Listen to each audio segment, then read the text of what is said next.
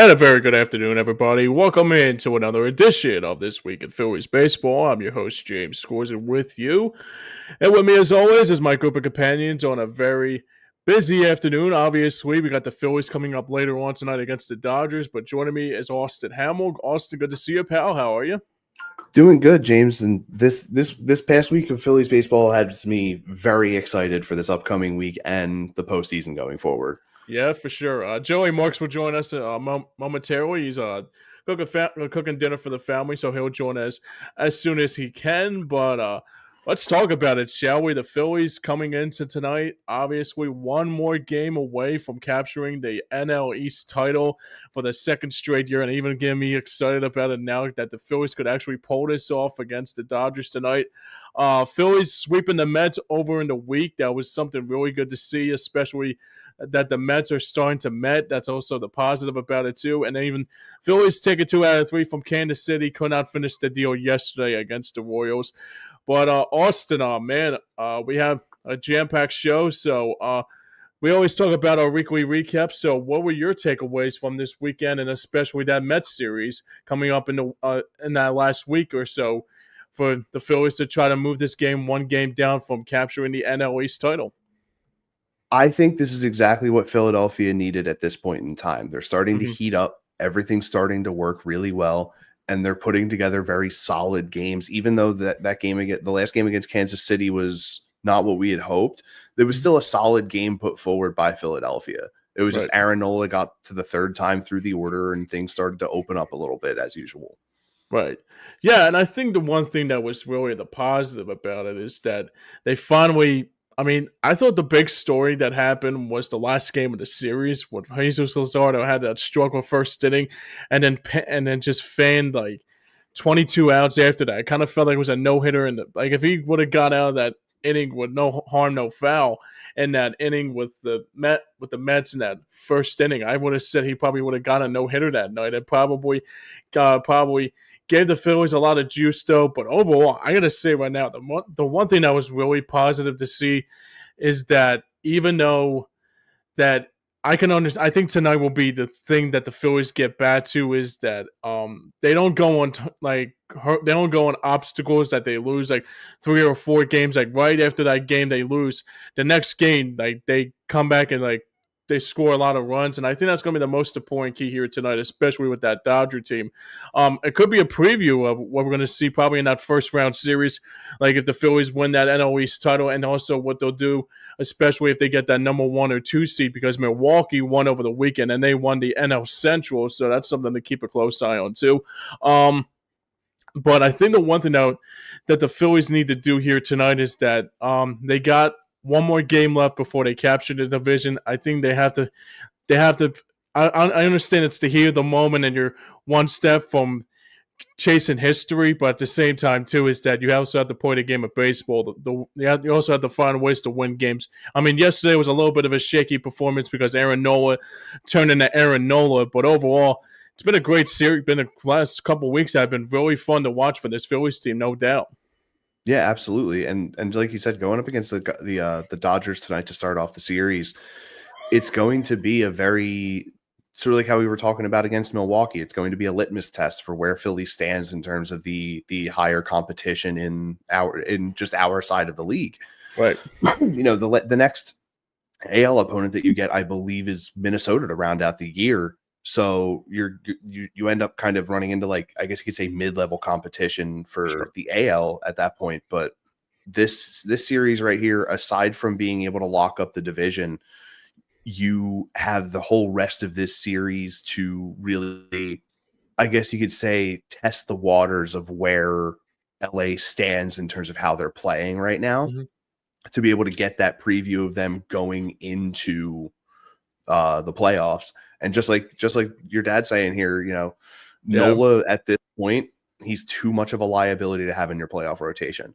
Absolutely. Would you love to see Nola really come alive in the playoffs and throw some really good games? Absolutely. But let's keep it to a smaller sample size for in case there is an implosion in the making leading up to one of those potential relief appearances where we just decide not to run him. Right, and that's the thing too, because like you think about it too with Noah is that, like my dad brings up a very good point here about being unreliable, and I think that's the one thing that you have to look at with this Phillies roster, because like obviously they brought in some pitchers in, like even on Friday night it was a very good outing by Walker Buehler. I thought he pitched very well, and that's going to be something to keep a close eye on, depending on who's going to be those top four pitchers in that lineup, especially for games 1 through 4 in that NLDS, whoever they're playing. But for me, I think the one thing that's really been a disappointment with Aaron Nola is that he signed that contract back a few years ago and still hasn't lived up to the hype of that contract. I mean, I'm not saying that he's. I mean, some people are going to be like, Aaron Nola is just Aaron Nola. It's just what it is. It is what it is with him at this point. It's like hit or miss.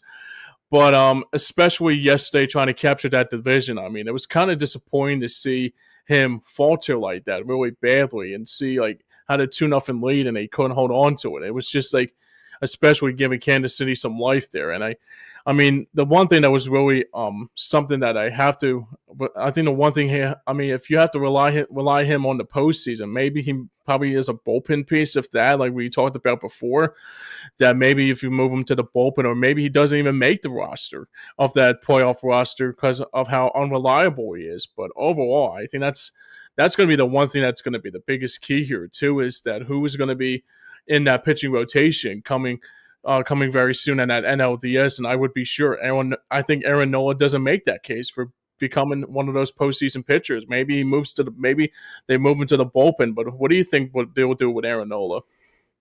I mean, you would like to think that he can sort of find it, but Mm-hmm. honestly, I feel like you're at that point with him where if you do run him, you only let him go 2 times through the order. Right. It would end up being a bit of a shorter outing every time. You would have to rely on, maybe like a Taiwan Walker or somebody to sort of cover those couple extra innings that you don't Sure. have a reliable starter out there. But it ends up leaving you with a pitching question, which you didn't want to have at this point going into the postseason. But I feel like it is a very easily remediable question that you have to handle, because of the fact that you've had such good seasons from Jesus Luzardo, Christopher Sanchez, Ranger Suarez, that you have at least your top 3 settled. And then you can sort of plug and play with other guys. You can plug Aaron Nola in there. You can plug Walker Buehler in there. You can plug Taiwan Walker in there. Like, you have guys that you can put into that position in that 4th spot and not have it be the same guy consistently. And it even Right. gives you the opportunity to even, maybe if you make it through the NLDS, game 3 of the NLCS, Walker Buehler start. You know what I mean? Like, you have that Yeah. opportunity to sort of mix and match where you put your dominant guys, because you get a great out, say hyperbolically, you get a very good outing from Walker Buehler NLCS game 3. Right. That meant that you pushed one of your dominant lefties back a day, gives them an extra day of rest, lets them come out on feeling even better. Say it's Christopher Sanchez, and then you get a dominant outing from Sanchez to lock up the NLCS and send you to the World Series. Like, you have all these different possibilities now for plugging and playing with your playoff rotation, that Walker Buehler had that really good outing. He could continue to produce that. You Yeah. need to at least still let these guys get some run in some way, and you have that possibility now for being able to sort of work some stuff around and push some guys back an extra day, give them extra rest if need be. Yeah, absolutely. Yeah. And I think the other thing that's going to be the standout too is that what they'll do with that rotation. Because you think about it, there's like the majority of the pitchers that we have are like left-handed pitchers. Like you got Suarez that's a left-hander, Luzardo. You have Pure, like you mentioned. Yeah, I mean it's going to be something for sure, especially what that rotation will look like, especially in that first games 1 through 4, how they like match up with their other opponents pitching. I mean, that's going to be something to keep a close eye on too.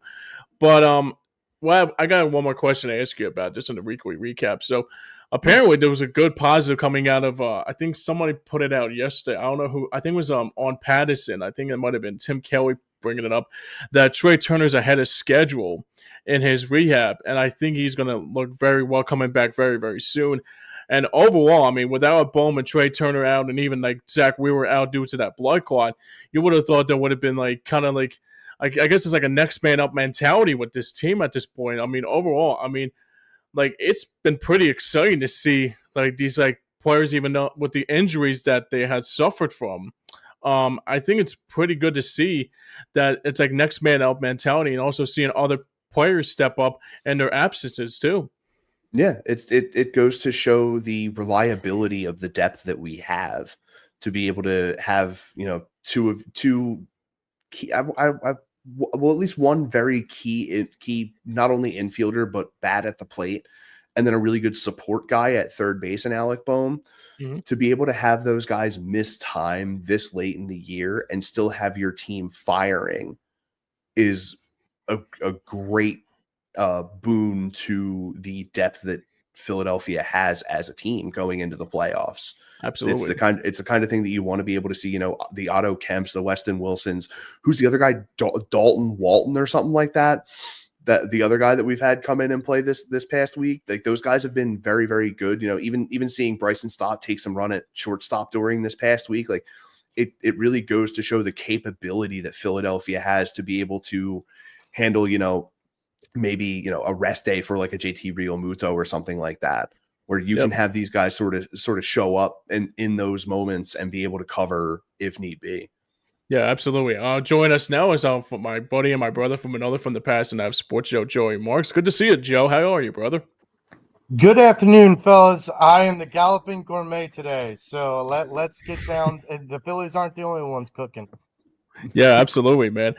So I'll lean you into it. So the Phillies, like I said, taking 2 out of 3 by Kansas City over the weekend, sweeping the Mets, and the Mets turning into the Mets. But overall, I mean, over in the weekend, I asked Austin this question. I'll ask the same thing to you: is that what's your immediate thoughts on the Phillies so far success, especially taking 2 out of 3 this weekend with Kansas City and sweeping the Mets too? I love sweets. I love chocolate cake. I love cheesecake. I love sweets. I shouldn't love them as much as I do, but I do. But nothing is sweeter. Nothing is sweeter than seeing the Mets completely implode after all the chest raising and eyebrow raising and money giving out to this Juan Soto fella. Like, listen, I told everyone from the gate, just because you have a good team doesn't mean that you're going to be a good team. Right. And the Mets have probably, with some question marks, but they have got a good team. Like, that's on paper, they have a good team, Mm-hmm. but they can't play like a good team. That is the difference. When you have as terrible of a road record as the Mets do, and as puzzling enough, a great home record, it makes me feel elated that we are one game on September what 14th, 15th. 15th, 15. 15th. Yep. We are one game away from clinching another NL East title, the second consecutive. This makes me feel not only like it's great that the Mets are going to fall out of the playoff spot, but it makes me feel even better that we're going to take the title.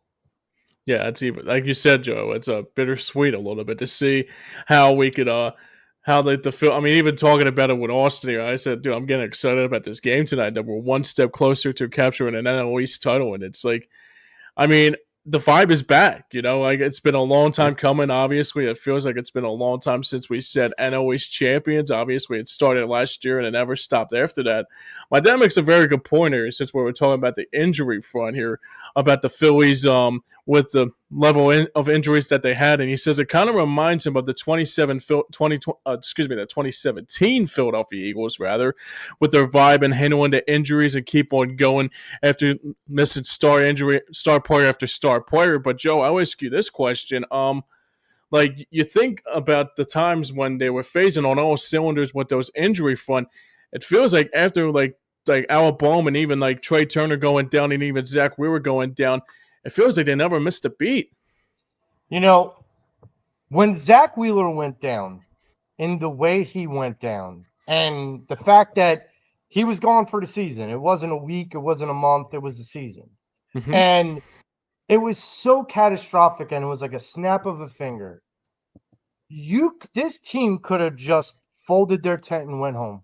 Right. They could have just said, "We're done. Our ace is gone. We're done."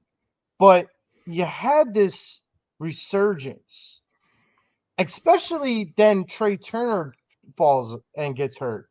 And then you had Alec Bohm. You look at these key pieces of this puzzle. The injury front gave every reason for the Phillies to have an out, to have an excuse to not make the playoffs, to not win the NL East, to not potentially lock up the second seed or even the first seed.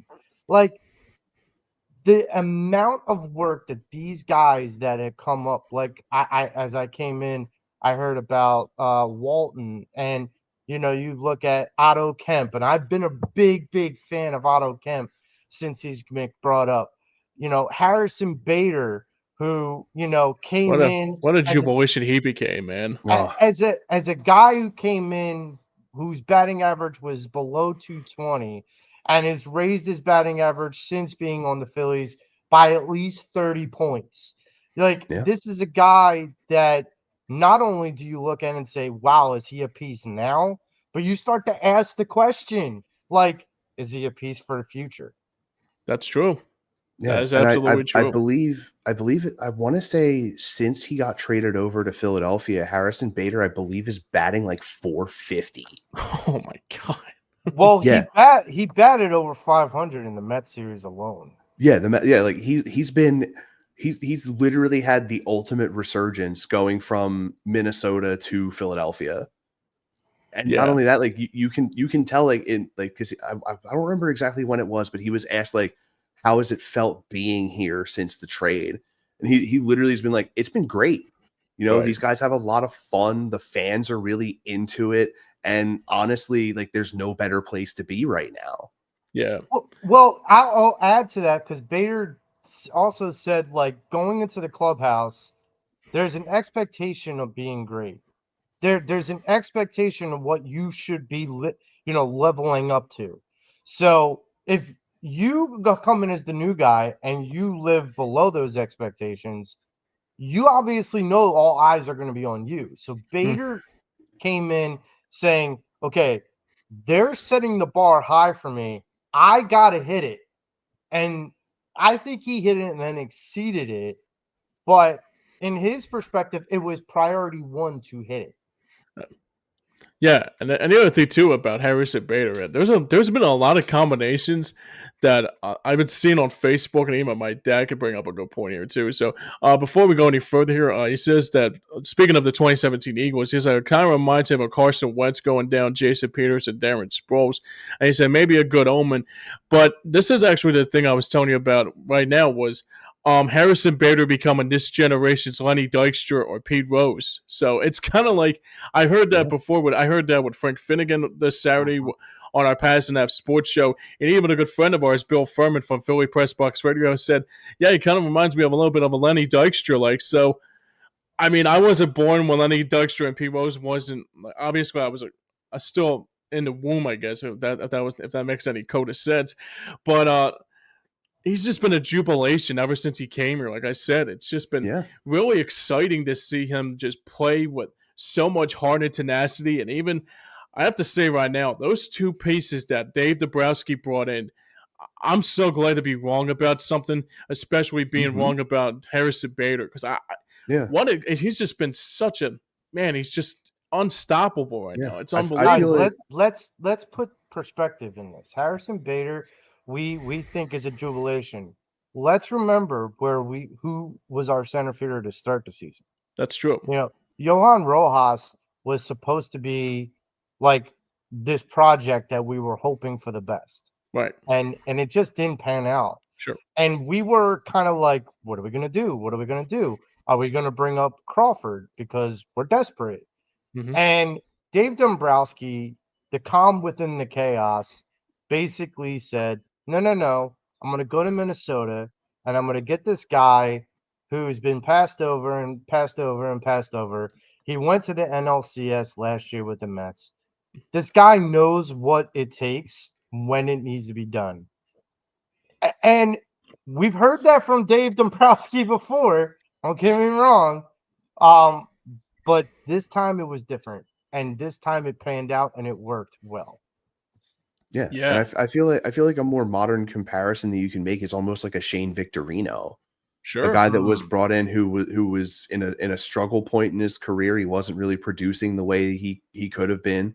Philadelphia brought him in on a flyer, and he's been making the most of the opportunity, and it's been helping with a playoff push. Granted, Victorino had a whole season to be able to do it because he came in Rule 5, but Bader to be doing it in half a year is honestly just as, if not more, impressive to be able to put it together in half a season. Yeah, it's pretty amazing to think about it because, like, I think the one thing that compares me a little bit to Harrison Bader, it's a little bit Aaron Rowan, but the difference is he's not running. He's not going to literally run through a wall. Yeah, you know, he won't need to. No, he won't need to break his pace. He'll climb over. He'll Yeah, climb exactly. over it. Yeah, he'll instead go up instead of through. Yeah, yeah. Yeah, I mean, it's just the thing with Bader. Like I said, you think about how cool he is, and like kind of like he's like calm as a cucumber, and he's kind of like just how like he just loves the game of baseball. I mean, it's a very good point of, like you said about Victorino. I never even thought about that. Well, after Saturday, I guess I have to call him the new Patrick Swayze in the center field. Yeah, because he looks like that surfer guy is according to Frank Finnegan, but or like Tony Cavallero and Righteous Gemstones or something. Yeah. Well, here's the other thing. We got two good talent from Minnesota, and that's the last place you would have thought we would have been able to get to studs we got. Yeah. And one's Spider-Man and one's the Tarantula. So, there you go. Yeah. And I think the last like semi-decent guy that we got from Minnesota was Ben Revere. Yeah. And even then he wasn't we didn't get Ben Revere off the place. We got Ben Revere from Cleveland. That's right. He spent a year in Cleveland before he came to Philly. Yeah. It was and that was a bad time for Phillies baseball too, because that's when the Phillies were. I think it was around the time when they were bringing them in. It was like they were like 2 or 3 years behind out of the NL. I think it was Ben Revere in center, like Aaron Altair in left. Oh Jesus! I think that was the Carlos Santana first base year where he wound up like breaking a TV because they were playing Fortnite in the clubhouse. Yeah. It's funny too. I saw another former pitcher that used to be a part of us. It was like Jojo Romero on a Saturday night when it was with the Cardinals. I said, "Wow, I can't." And it felt like doesn't even feel like he's been around. Now you would have thought like those ex Phillies would have like disappeared or something, but they're still around. Hard to believe. Some of them stuck around. Who was the one? He was. It's actually ironic. It was a starter that we traded to Minnesota. Vance Worley. Vance Worley, that's right. He was a guy that looked like he had a lot of promise. We sent him off, and he just faded. Yeah, he disappeared. Yeah. Well, there was another guy, Michael Bourne. Oh gosh, right. Michael Bourne. What was a guy that we thought, okay, he's going to solidify the center field because he's so good. He could put him at the leadoff. You could put him at the third or fourth spot. Like he had power, speed, and a little bit of ingenuity out in the outfield. Yeah. There was another one too. Tadahito Iguchi, I think it was, when Chase Utley got hurt. From the White Sox. On the White Sox, yeah. And I think the following year we brought in Sotaguchi from the Cardinals. Yep. There've been a lot of fun little plug and play guys that Philadelphia has brought in on flyers that have actually stood out a little bit. Yeah, for sure. Like Greg Dobbs was one. That's true. Like I feel like that's what we're getting out of Otto too, Kemp. But Wes Helms was at the end of its career. I feel like the Greg Dobbs Wes Helms feel that we have this year is coming from Otto Kemp and Weston Wilson. Yeah, sure. We're getting that same kind of. We're getting very solid pinch hit production, like plug and play games where they actually do really well, filling in for injuries. Like it's giving a lot of those vibes of like Phillies teams that have had good runs in the past. Yeah, like I have likened Otto Kemp to the Eric Bruntlett. Oh yeah, man. Because Eric Bruntlett was kind of like the guy you could just put in at any position, pretty much. Like he would never say no, and he was always a guy that could grind out at bats. Yeah. And he was never the easy out, but he was never gonna hit 300, but he was never the easy out either. Yeah, Yeah. almost like a Ben Zobrist a la the Cubs. Yes. Exactly. That's exactly true. Man, this has been a real good. This has been really good to see bringing back old school Phillies. It's kind of feels like a because it's funny too because like I was thinking about this too. It's like there's a lot of combinations now with that Phillies teams that they had from '07 to 2011.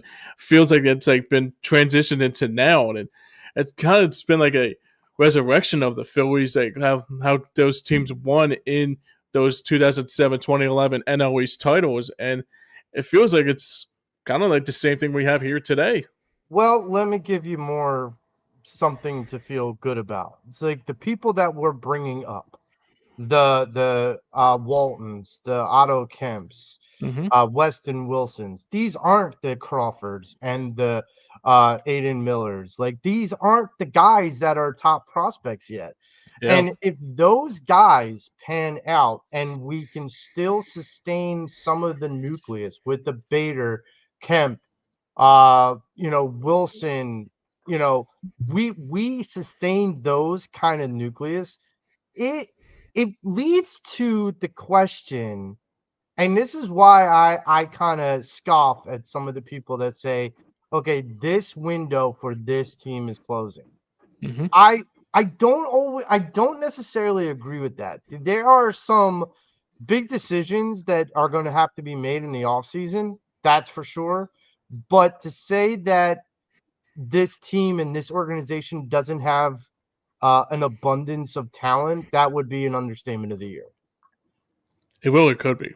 I mean, yeah. I mean, the thing that I think that sticks out to me the most with this Phillies team is that, like you brought up, Joe, it's like not even the J.P. Crawford, not the J.P. Crawford, the Justin Crawford. Justin Crawford. Yeah, that's right. I mean, it's not like those top notch prospects that you're bringing up here. It's kind of like they're kind of like not at the bottom of the pack, but at the same time too, they're just enough like have that possess that Otto Kemp is like you even brought up as like a generational Eric Bruntlett, or even like seeing like Harrison Bader become Shane Victorino, or even like Alec Bohm is this generation's like Greg Dobbs, and like it's just I mean there's a lot of things that I love to see as a Phillies fan. Kind of reminds you of those times when the Phillies were starting to hit their stride, and I think that's the same thing that's happening with this Phillies team too. Yeah, it's a lot of guys filling in the big moment and being Mm-hmm. able to prove that they also belong there. Right. And it's everything that you want to see, especially getting into the tail end of the regular season, going into looking at the playoffs now, you want to see those guys be able to step up and prove that they belong there, and they can help this team make that run if need be. And you need exactly that. Even in the case of losing Zach Wheeler, like you needed a guy that was going to essentially anchor this entire rotation, and you have three instead of one. Mm-hmm. Like every single guy is stepping up to do what they need to do to help this team continue the success that they have had.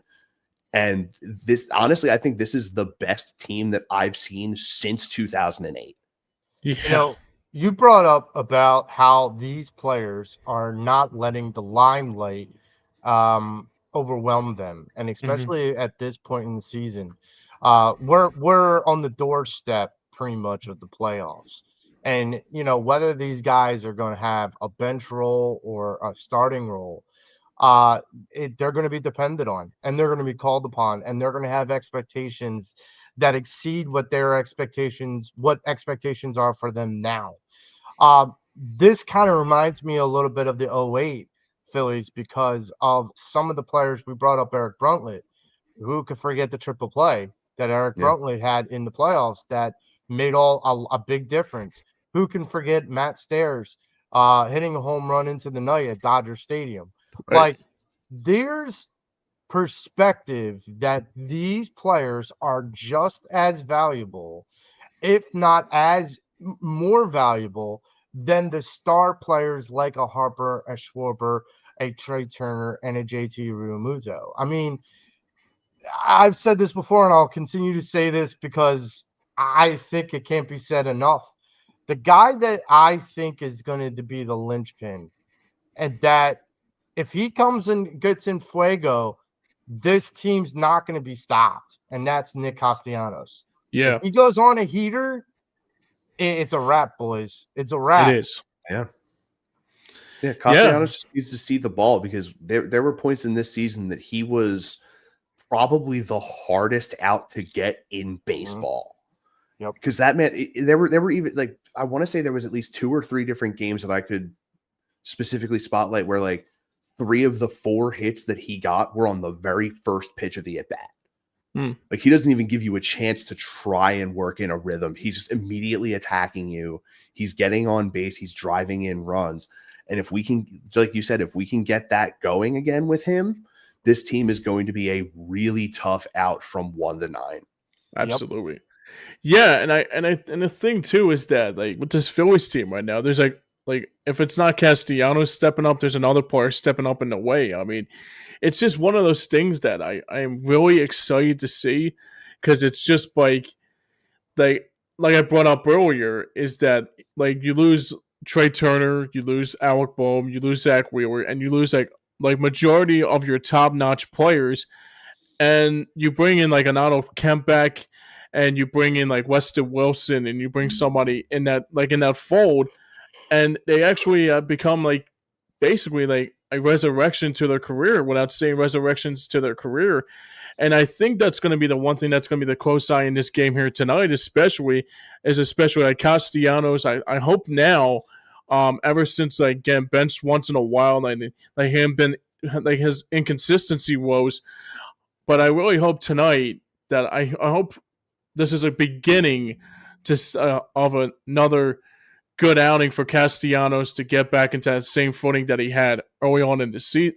But Castellanos for me though, it's like hit and miss with him once in a while. Like sometimes he forgets how to play the game of baseball and he gets benched for a couple of days, and then after he comes back from being benched, he comes back and starts to hit the cover off the ball. Go ahead, Joe. I mean, we got to remember this is all true. What you just said is all true.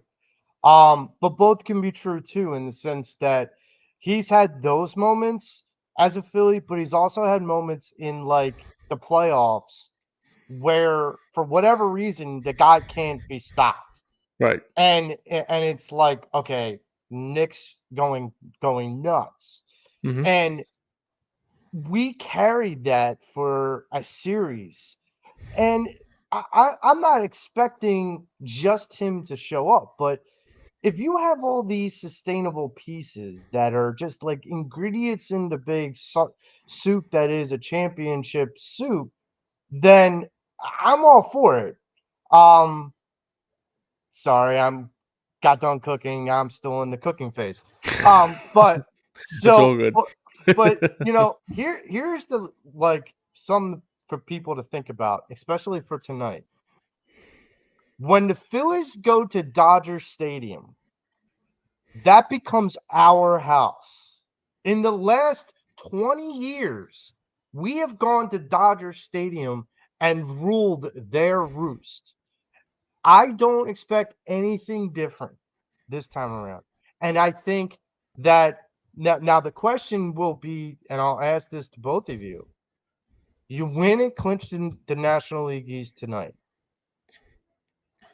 What the boys are going to be partying, it's going to be LA, it's going to be crazy, whatever.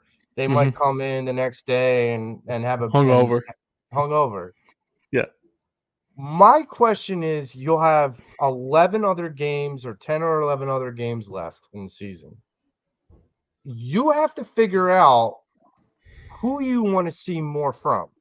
And if that number 1 seed is attainable. Because if you take 2 or 3 from the Dodgers, the second seed's sealed. But you got to ask yourselves, what do you want more?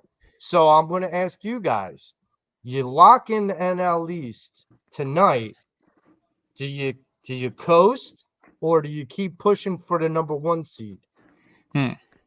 It's a good question, Joe, because like you think about it, I think for me, if you can get that number one seed, that'll be excellent. I mean, it's not like before. I mean, like it's kind of like the old school ways of how football used to do it, with the number one and the two seed get the bye week, and you have to play like and 3 and 6 play each other, and yada yada yada. But I think for me, if you get like one of those two seeds, I'm already sold in. I mean, I don't care if it's like Milwaukee getting that number one seed and the Phillies get that two seed. Just get one of those two seeds, because majority of it is that you don't have to play a game, that you don't have to play a round of the wild card round in postseason baseball, like they do now with the playoff picture here. And I think if you win the two seed too, I think the NLDS is also already considered the fact that you are playing in the NLDS, and also you can play in the NLCS and also into the World Series. I think that's a better advantage. But if you get the number one seed, that's actually even more better than expected, because it's more like, okay, you're the top dog now. But if you get the two seed, I wouldn't be disappointed with that either. Going to admit, Joe. Yeah, honestly, I personally think even if you take 2 out of 3 from LA and lock up the 2 seed, just keep pushing. Sure. There's still plenty of baseball left. Milwaukee could have a little stumble going into the playoffs, and that's your time to strike and take over. You're what, 3.5 games back of top seed right now? Push as hard as you can all the way to the trophy if you can. At this point, just shoot as high as you possibly can. If you miss, you miss. If you finish at the 2 seed, no big deal. You're still in a prime position to run in the playoffs. That's right. If you get the 1 seed, even better. Yeah. From there, coming in as a 2 seed and coming in as a 1 seed, the mentality is the same. Push. Yeah, and the other thing too is that if you get that number one seed, look, everybody will be happy. But at the same time too, if you get that number two seed, like you said, like you keep on pushing to get that number one or two seed, everybody's happy. It's not like, I mean, it would be different if it's like, okay, if you get the number one seed, you're already considered getting the bye week. But if it's the second seed, you have to play a wild card round, which will kind of fit. It's kind of like what goes on in football today too. But at the same time too, it's just that I'm glad they have two seeds that have a bye week considered, because like the postseason could be taken. I mean, if you had to play the first game, the first series in the wild card round, and you're the number two seed, it's kind of like it's kind of like a slap in the face more than anything. Well, I mean, the difference between the 1 and the 2 is the 1 you get home field throughout the playoffs, Sure, through until the World Series. Absolutely. But I didn't even think of that. So you got to put it in that perspective. For the 2 seed, you're going to have home field for for the DS, but you may not have it for the CS. Like it's because you got to remember, like they don't reseed, and so like that is going to be the biggest issue. One of the things that I feel is I think they should push, like Austin was saying. The one thing I would say as a caveat is I would give your bullpen and give some of the arms, like I don't want like Christopher Sanchez to be pitching 8 innings in the next 5, like his next 2 starts. Like I just don't want that. I don't want you overtaxing the starters when we need them desperately in the playoffs.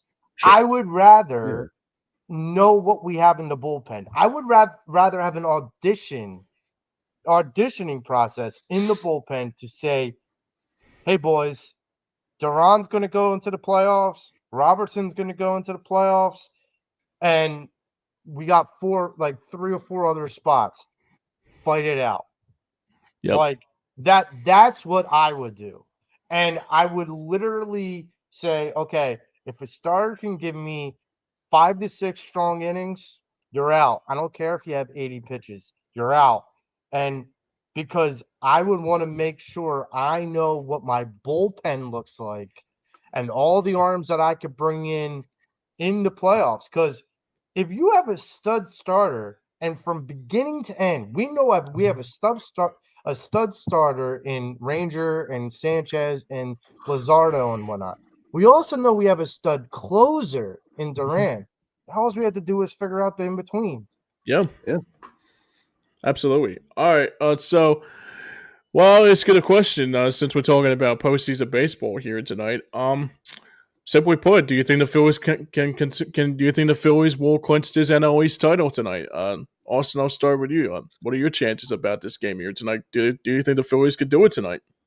I like the Phillies' chances. We have had success against the Dodgers already this year, and granted, you're going into their home to play, but like Joe said, a lot of the times, especially on the West Coast, you get a very heavy output of Philly fans, and we always travel well, so you're going to hear a lot of cheers for this team. I think you're going to get a very solid outing because I believe it's Sanchez going tonight for Philadelphia. Mm-hmm. You're being put in the best possible position to clinch the NL East tonight. Be it if it was Ranger or if it was Christopher. Right. Either way, you're getting your best possible chance tonight to lock it up and then continue the push throughout the rest of the series. Knock LA off, force them into a first round playoff situation, and just grind. Yep. You like Joe said, let your good starters get 5-6 innings out. Let your bullpen sort of figure everything out for what they're going to be doing and looking like going into the playoffs. Let your offense continue to mash. Just keep that momentum, keep that energy, and just keep playing baseball. Absolutely. Yeah, Joe. I was getting the same question. I feel like the mentality, even if it's 1 or 2, I feel like it's more than that though. I feel like that mentality stays the same regardless of your seed. That you are just going to continue to just play your baseball, and everyone else is going to have to try and either match or exceed what you're putting out. Like you need to keep that tempo high, regardless of where your seed is, because of the fact that you're getting into a point where you're going up against the best teams in your essentially your conference, basically. Absolutely. So now the tempo is higher. That bar is set just a bit higher. You can jump it. You can keep up on the pace. Just keep blowing away expectation. So that's exactly what you've been doing all year long, and especially even more so now since the deadline. That expectation has been risen even more with the performances from Bader and Duran and the rest of this team around them. You need to just keep pushing, keep meeting and exceeding that expectation every single time you go out on that field. You just have to keep going. Yeah. There's not a lot of time for rest. You'll get some going into your playoff round, but you literally cannot stop. You have to keep going now. Absolutely. Yeah, Joe, same question to you. You think the Phillies pull this off tonight? I absolutely do. I think that they took the flight to kind of get everything together. Because in their perspective, this is checking the first. Well, okay, this is checking the second box. The first box was making the playoffs. They've already done that. Check. The second box is checking to be NL East champions. The third box is to win the NLDS, and then the fourth and fifth box are the CS in the World Series. And that is the order in which these guys are going to have to set their objectives and raise their levels together. And I think it starts tonight. I think, listen, this team in the last 2.5 weeks has played 800 baseball. I mean, that's insane. But the more insane part is they don't look like they're slowing down. I Right. know what last night's game looked like. I get all of that. But you're gonna have, I'll say the same thing Ricky Pitalico always says. You're gonna have a clunker every once in a while. You just gotta throw it away and you gotta move on. Right. This is what this team needs. They need to. I'm glad they're going against the Dodgers because I know that they're going to walk into LA and they're going to take it seriously. If they were going to like Chicago and playing the White Sox, or they were going to Sacramento and playing the Athletics, I'd feel differently because I would then feel like they were playing down to their competition. Sure. Going against the Dodgers, they're going to play up to their competition. And I feel like that's only going to help them keep pushing forward. And look, I I haven't put this out there yet, but I'm going to now. In 2000, I think it was 6 or 7. It might have been 7 when Colorado went on its like tear. They won 30 games in 30 games in their last 37 games. Right. So they made it to the playoffs. They came in like gangbusters. They won 21 or 24 out of their last 27. They came in against us and wiped the floor with us. Sure. And I see this Phillies team like that Colorado team.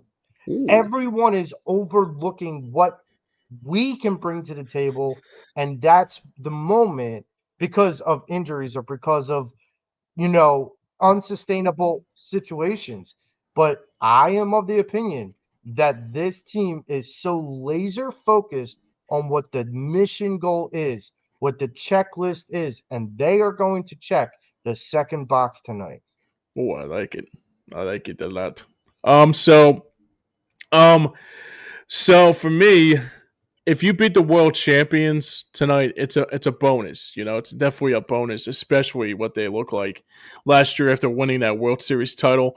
So it'll be something to be reminded of, especially if you win tonight. You'll be like, wow, you clinched the NL East against the world champions. It's kind of like the Phillies did in 2022 when they were playing the Braves in the NLDS and they beat the World Series champs the previous year. It's kind of like that same kind of feel I have with this Phillies team here tonight, because like the thing I'm really motivated about too is that I think this is the night the Phillies finally get that other NL East title. And the craziest thing about it too is that this is only the second time. I mean, you would have thought this is like the second time in back-to-back years. And the last time I checked, when they won that second NL East title in 2008, we won the World Series. So maybe it's probably a good omen for that too, to see like and also the deja vu of Dodger Stadium, seeing, oh God, these Phillies are going to kick our asses again like it was in 2008. I mean, the difference is Jonathan Broxton's not on that other mound, so it's not. So we wanted to deal with Jonathan Broxton. Yeah, but their bullpen's a little iffy, like that Dodgers team in 08. Mm-hmm. Their bullpen's right. a little iffy. Yep. Yeah, for sure. So for me, if you win tonight, that's the thing about it today. Just you gotta win tonight. I feel comfortable. I think. By the way, I think it's a Ranger Suarez on the mound tonight, and Sanchez is going to go tomorrow against Ohtani. But tonight, I feel like Ranger is going to have himself another stellar outing, and I think it's going to be. I think it's going to be not even close. I think it's going to be a very good, comfortable celebration tonight. Obviously, it'll be like 12 o'clock or 1 o'clock in the morning. We'll celebrate, but at least we won the NL East, and I gotta say right now, I think the Phillies are gonna have the hot hand here tonight, and I think they're gonna win the NL East title here tonight. So remind me, guys. Sure. Ohtani's going to be pitching tomorrow night. Mm-hmm. Does that mean he's going to be out of the lineup? I haven't watched many Dodgers games. No, he'll still DH. I think he'll still DH. I think. Yeah. Oh, okay. Yeah, he still DHs when he pitches. Okay. Yeah.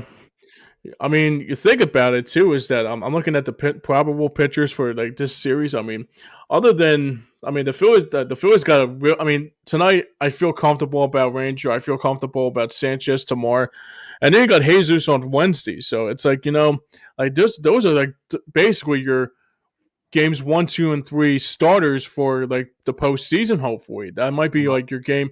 Like game 1 will be Sanchez, obviously, and Suarez will be game 2, or probably Luzardo, and game 3 would be, like I said, either Luzardo or Sanchez. Not Sanchez. Either Suarez or Luzardo. So yeah, I mean, this is actually very good for them to get them ready for that postseason push and get them ready for their starts for that first round series in that hopefully in the NLDS. Oh, and I'm going to put a little hot take out there for people. A former Dodger, now a Philly, might be our 4th starter in the playoffs. I believe. Bueller. I think what I had said before, and you guys know I have, that I feel like Aaron Nola will be going to the bullpen. Yeah. I honestly think he will, because if you look at that last start, he went the 4 innings that he went in the beginning of the game were shut down, 9 up and 9 down. You put him in the bullpen as a long man, I think you got a good little recipe there. And I mean, I look, would hope so. if Aaron should understand one thing and one thing only. If it wins you a ring, it means nothing if you're in the bullpen or if you're starting. That Walker Buehler was in the bullpen. Yeah. He made the last out for the Dodgers last year. Yeah. He's Walker got a Buehler, Madison Bumgarner did it. yes. Like some of the most prolific pitching moments in the last decade of the World Series has been starters coming out of the bullpen and That's being true. locked down. Yes. And Yeah, so absolutely. I feel like Aaron should look at it like that versus you're throwing me in the bullpen. No, we're throwing you in the bullpen as a weapon. We talked about it earlier, the beginning and the end. Duran, um, why was I thinking blanking? Robertson. Robertson, Duran, Robertson, and then you put Nola in there. Now you have 3 spots out of the possible 5 or 6 that you're going to have out there, five or 6 or 7 spots out there. You are going to basically tell the rest of those guys, because there's more there than we can do with. You know, you have Banks and Strom and Kirkring and you know, it goes on and on. You're going to have to look at, it's up to you guys to fight for those spots. And that's why I'm going to look forward to this. So I really think Walker Buehler is going to be an amazing asset. Yeah, he looked really good on Friday night. I was watching over at 2300. It's because, in case you haven't noticed, I had a few bands playing there that night. It was actually pretty cool to see Walker Buehler. Good debut. He had a very good debut. I thought he pitched very well, and he might be, like you said, Joe, that fourth starter in the postseason when that postseason comes around. Because I'll say right now, if it's Buehler, I feel like I'm more confident with him than either Nola or Taijuan Walker at this point. Agreed. Yeah. All right, so I'm gonna have some fun with you guys here. So we're gonna have a little bit of fun here. So say for example the Phillies win the NL East tonight. They're in postseason, in the postseason, Red October, going crazy. Joey, Austin, I'll ask you guys this question: who do you think the Phillies will be playing in this postseason first round? Well, in the second round, because they will be playing the wild Second card. round. I'm sorry. Yeah. I think it's going to be the Dodgers. I Ooh. think that's why this series is very important. I think it'll be the Dodgers. I think that, and I welcome it, because I think I want the champs to feel the wrath of, you brought up the Braves in 22. Mm-hmm. I want the same feeling. Yeah. I don't want the easy road. I know a lot of people are like, well, I don't like the Giants. I don't like going there, because I don't know. that place is a house of horror. That stadium to me is like you said, Joe. It is a house of horrors, no question. So I would not want to go there. And Cincinnati, that's just a very unpredictable team, because if they got on a heater, they could just, and that's Tito you. too. That's Tito's team up there too. So I want the Dodgers first. Austin? Honestly, I'm right there with you, Joe. I feel like that picture makes the most sense, and it's the best possible scenario for Philadelphia to be in. Like you said, Cincinnati's too unpredictable. If Arizona or San Francisco were to make it in and we had to face them, we have difficulties against both of them. I feel like the Dodgers are the best possible situation. Them, maybe the Cubs, because they're kind of stumbling a little bit, but I feel like the LA Dodgers are the best possible scenario. Maybe even Milwaukee, because we had good numbers against Milwaukee this year too. I feel like getting one of those other two in the top 3 with us would be the best possible scenario for us, because we've played them extremely well all year. Yeah, I'm right there with you guys too. I want to see. I don't want it to be easy either, because you think about like the Reds with Tito. I mean, it's not. There's no disrespect with Terry Francona. I think he's a great manager, but Deli Cruz is like, he could, once he's on a heater, man, he's like straight up hot. And the same thing too with the Giants and that Covey at Giant Stadium, whatever it's called, whatever they call it now. yeah, for me, I would rather go with the Dodgers, especially like I brought up earlier, like with the 2022 NLDS when the Phillies beat the world champs to get to the NLCS. So yeah, I want it to be I don't want to be a drag out fight. I don't want this game to go like 5 games. I want to see the Phillies take. I mean, if it's games 1 and 2 are here, I have a better advantage that the Phillies will win that series and they'll move on to the NLCS. And I think whoever they take on in the World Series, I mean, I'm not gonna go. We're not gonna go there yet, but right now I see that could be this preview of the matchup tonight with the NLDS. I'm sorry, not the NLDS. The Phillies clinching the NL East tonight. Might be a preview of them. We'll probably see them again in a couple weeks from now in the NLDS too. Mm. All Yeah, right. and I see the NLCS kind of shaping out interesting after because of the other seeds that are going to be there. Like Sure. what Austin brought up about the Cubs, the Brewers. I don't know if they're a genuine one. Yeah, I know they've been playing good baseball, but there's like no star. So when the lights Yeah. get bright, do they shrivel? Like that's going to be the question.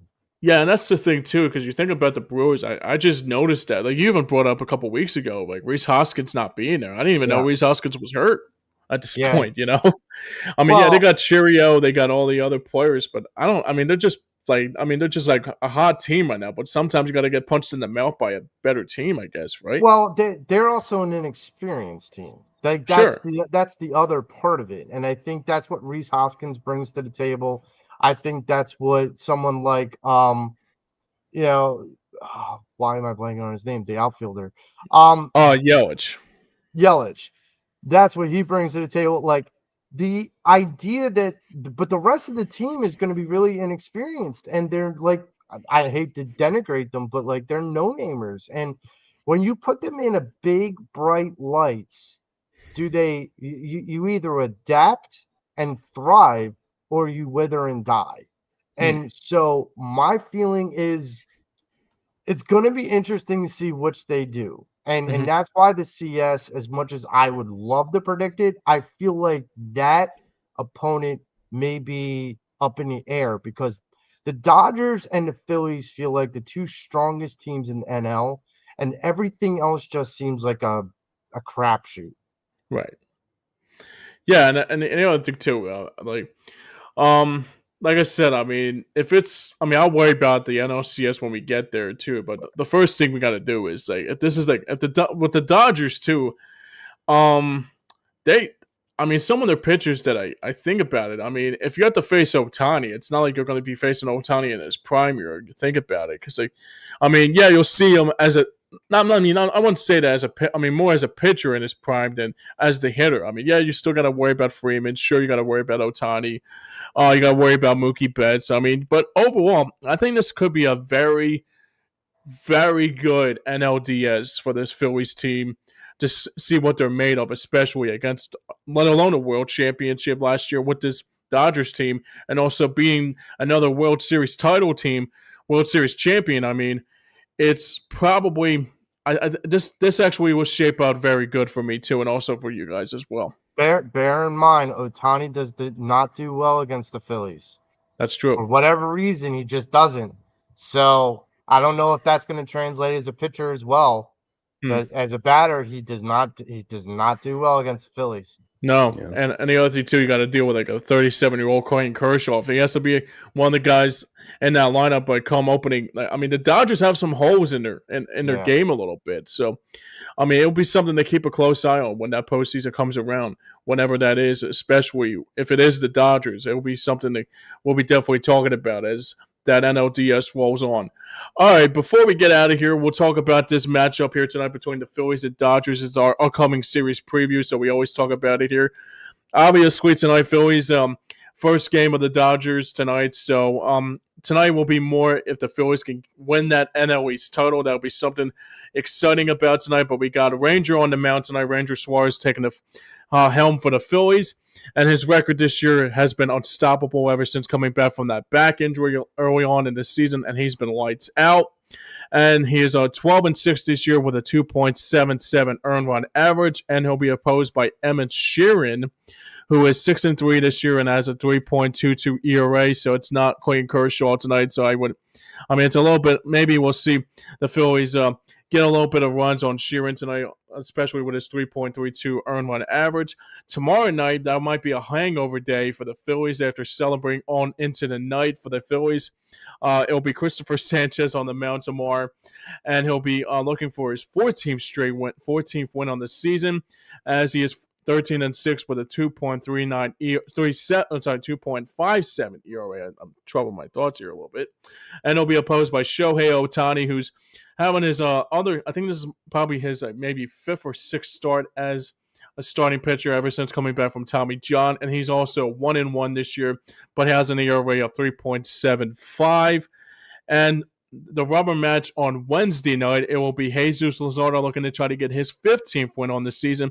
We should have talked about that earlier, about how much that performance was really good to see after panning out 22 straight against the Mets on Thursday night against the Mets to sweep out the series, as he looks to get his 15th win on the season, as he's 14-6 this year, and he's continuing to lower down his ERA. It's now down to 4.03, and he'll be opposed by Blake Snell, who is 4-4 this year and has a 2.79 ERA, and then they ship off to Arizona for a weekend matchup that starts on Friday, and then it closes out on Sunday. So, guys, what do you think the Phillies will do in this upcoming series between the Dodgers and the Phillies? You think? I mean, obviously tonight we're all thinking that the Phillies will win the NL East tonight, but overall, what do you think the Phillies will do, especially in those later and these other type of games, especially get ready for the postseason when that time calls for it?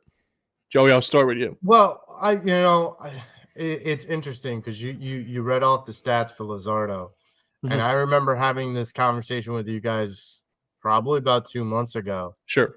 We had real concerns about Luzardo and his mechanics and tipping pitches and all that. And this guy's 15 wins.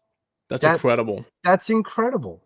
That's no small feat for any pitcher. The idea that all three of these pitchers are in double digits in wins, and each of the pitchers that they're facing isn't even sniffing it. And the craziest part about it too is he has 200 strikeouts too. That's pretty incredible.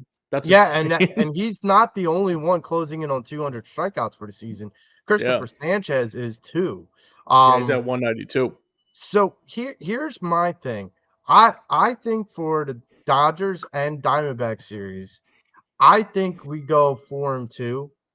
I honestly think that the Dodgers series is going to be, we're going to get 2 or 3 from both. Mm-hmm. I think that it's going to be interesting to see the Diamondback series because they've done so much dismantling.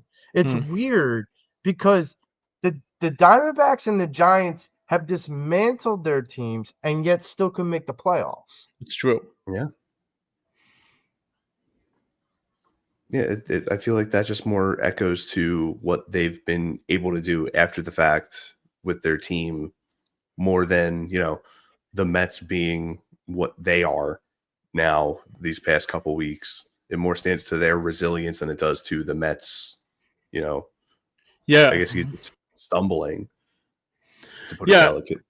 Yeah, and I think the other thing too with this series playing out, I'm in the same boat as you, Joe. I think they go 4-2. Take 2 out of 3 from the Dodgers. It takes 2 out of 3 with the Diamondbacks. Craziest thing about it too is that you want to talk about Jesus Luzardo having himself a type of year.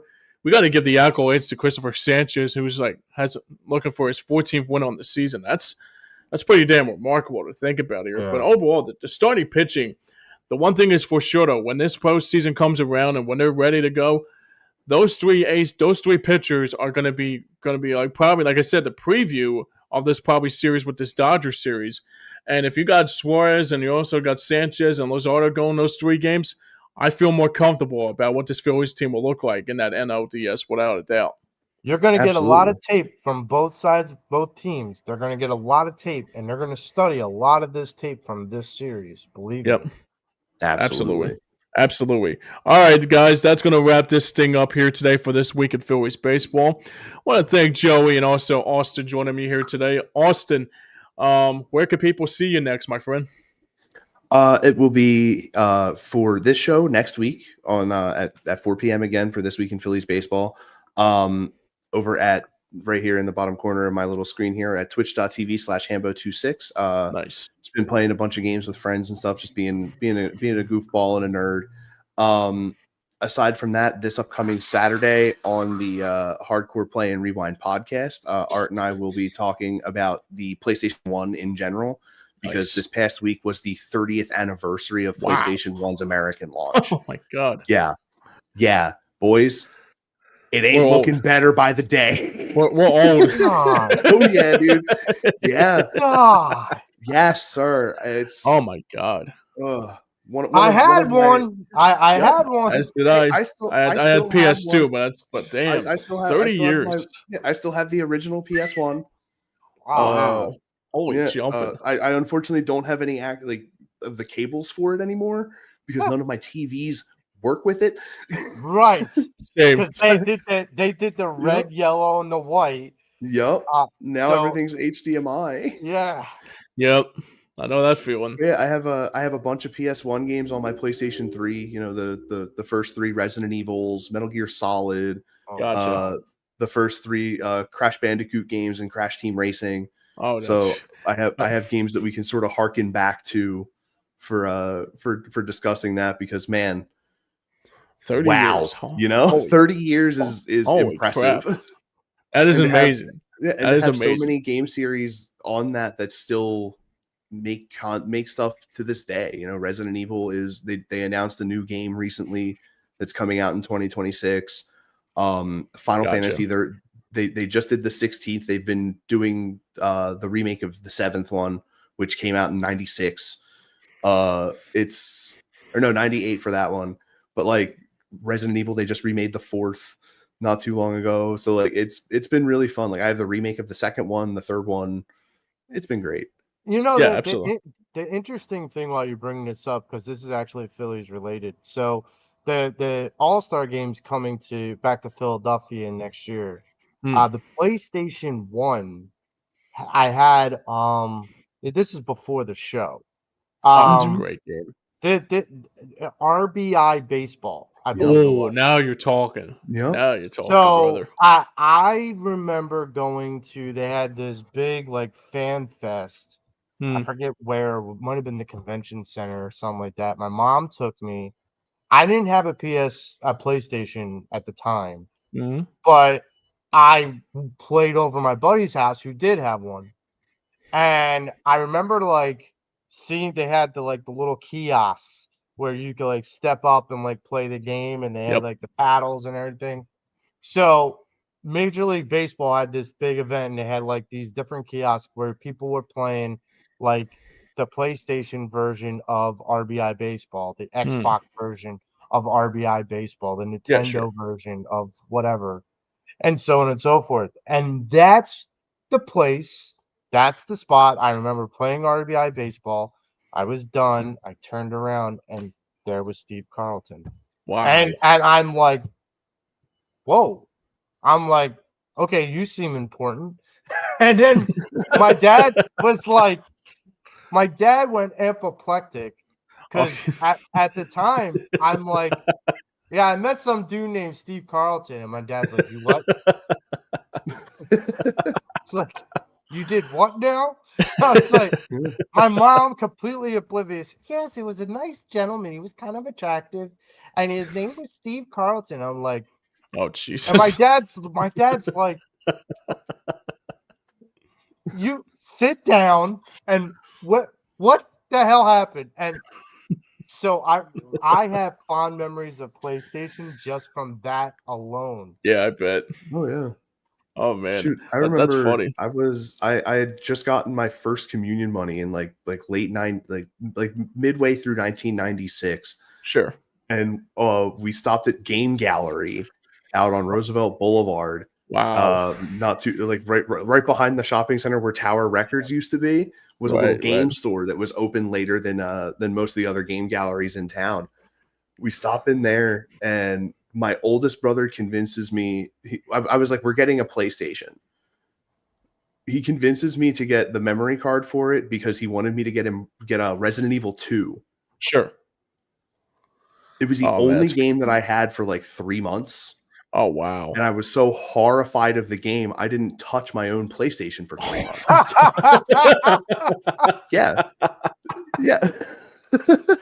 So I had Resident Evil 1, and I remember my mom walking in while I'm playing it and seeing like there's a scene where there's a clicker and he jumps down Yep. from the Mhm. ceiling, and like it's a girl, you're Jill, and Yeah. you like the clicker drops down and you're trying to shoot at. My mother walks in and she's like, "What the hell are you playing?" And I'm like, "I didn't know you were behind me. It's just a video game." And she's like, "What the hell is that?" I'm like, "Well, it's about to kill me. I need to focus." And like my mom was like, "Well, turn that TV down. I don't need to hear that creepy music." And I'm like, "Okay." And so I Oh, mean, Jesus. it's not for the faint at heart. And so yeah, No, I could definitely absolutely. geek out on some Yeah, right. PlayStation 1. Yeah, Yeah, especially even more so now with the remakes of, Yeah. the first 4. They've just pushed the bar even higher with the fear levels and stuff. Like there's certain areas in both the second one and the fourth one, both the original and the remake, that I'm like, I am not mentally prepared for this right now. Like I did it with the remake of Resident Evil 4. You get to the part where you run into the regenerators, the things you have to like use the infrared scope to hit the things in them to be able to actually get rid of them. Yes. And I walk in and I'm like, "Oh, this is the regenerator part. Shit, I'm not ready to do this right now. We're gonna stop here and we're gonna do this shit tomorrow." Like,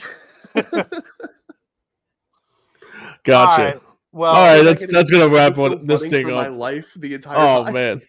man, that's a great story, man. but anyway, check out Austin on his Twitch and on that hardcore Good stuff, rewind. brother. Yeah, I'm gonna Yeah, check it's it been out really because that's fun. gonna make me feel old and nostalgic all at the same time. Yeah, it's gonna be great. It's so worth it. It'll be probably around like 2:30, 3 p.m. because I do have work that day. So Gotcha. normally when I'm not working, we run it around like 12:30 in the afternoon, Gotcha. but we have to push it back a little bit. So Yeah, I'm with you.